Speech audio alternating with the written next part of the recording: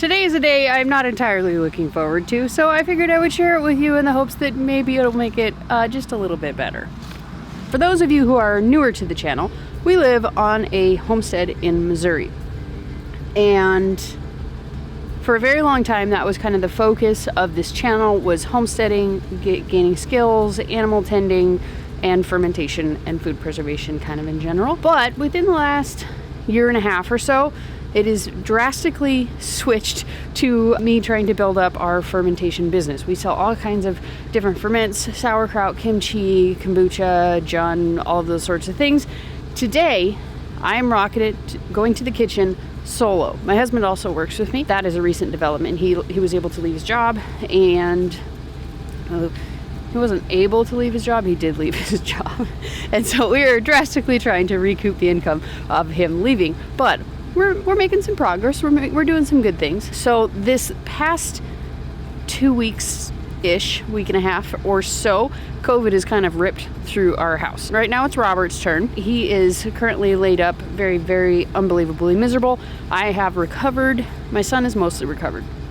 So it was kind of a brutal one. But anyways, so I am headed into the kitchen solo today, and I'm going to take care of stuff that has been pending for quite a long time, but today is the day to finally take care of it, and I'm just going to get it over with. Basically what we have to do today is move all of this to a new walk-in location upstairs. Most of these are too deep and too high, and each one weighs at least 20 pounds. So this should be fun. I am looking forward to having the new walk-in in place because this one, it works mostly fine. However, it is insanely problematic in the summer and it's caused issues. So the new owners actually installed a walk-in cooler, like an actual legit, like it is a walk-in cooler upstairs. And so we need to relocate everything that is in here currently up to that one. And then the owner is going to actually turn this entire room into a hot room for our kombucha. So this is going to be a dedicated kombucha fermentation room in probably, if I'm guessing, a month. It may be sooner. We'll see how it goes. But everything in here has to get out so that we can turn off the cooling unit that's connected to this one and increase the temperature.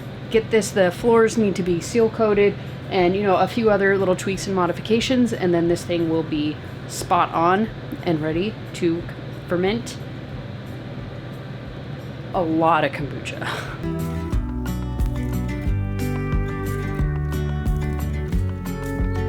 Well, that only took the entire day, and I'm finished. So, got everything moved to the new walk-in. Everything is organized, grouped together, so it's really easy to tell at a glance what we have. So, I like having it organized like this. But I just love looking at all these. I love my labels. I'm kind of completely obsessed with them. So, we're gonna come back tomorrow. Hopefully Robert will be feeling okay enough to be able to do some kind of basic stuff. And we can kind of wrap everything up downstairs. It's not completely finished downstairs, but all the stuff that we need to get up here is up here. There's still some other stuff, like we were switching from 12 ounce to 16 ounce jars. It's so cold I'm having a hard time talking. Which is also, in case you're wondering how I'm able to do that, just transporting it in my truck, because it is significantly colder outside than it is even in the walk-in. So I would not attempt to do something like this during the summer. Thankfully, hopefully, this is the last time I have to do this one for a while. So I think I'm just gonna go downstairs, grab all my stuff, and hit the road with the heat going on. Oh, I want to show you one thing. You can see I got all the shelves out of here. I got most of the contents of those shelves out of here. I just need to bring tomorrow. Robert and I are going to come. He says he thinks he's feeling strong enough to be able to come and help. One thing that we're going to be doing, we had a bit of an issue with our beet kraut and our pink kraut on this last batch. And the issue was that we bottled it up at 3 weeks and it was not finished fermenting. So when we took it out, a lot of the beet kraut and the pink krauts kind of bubbled over, and I wouldn't say they dried up, but they definitely lost a lot of the brine. So since we're getting ready to bottle up those, I don't even know how many. I think it was like 22 crocks. Since we're getting ready to bottle those ones up, we're gonna go ahead and actually freeze dry those ones in our cube freeze dryer. So stay tuned for that video. That one is actually gonna be dropping on February 15th, and that one is going to be a part of the freeze-dried February collaboration hosted by the Inquisitive Farm Wife.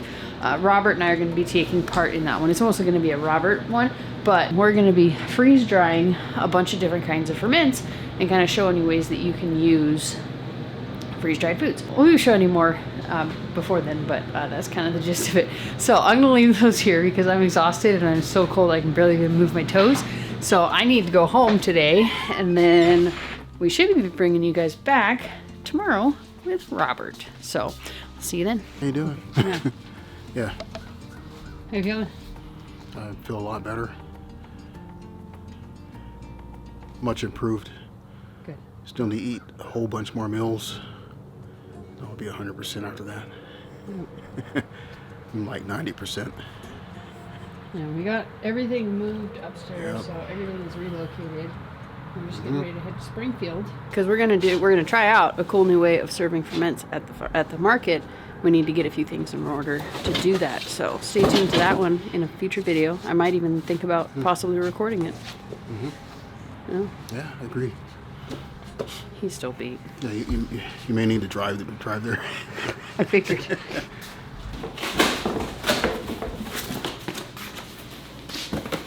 Wife's got everything getting ready for the market. Boxes.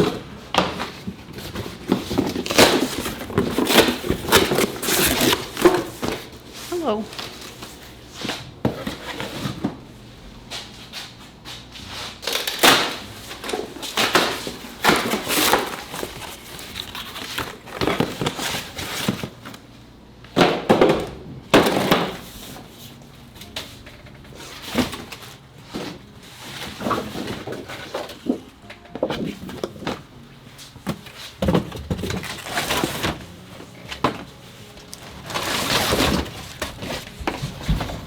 Trying to find enough stuff to keep the crocs safe for the trip, which we're not going to bring them with us until tomorrow because they're going to have to be overnight in the back of my truck in the coolers, which we don't feel is a safe thing to do. So we're just putting them in the coolers, and they're going to remain in their fermentation area, and then tomorrow morning we're just going to come on our way and pick up the coolers.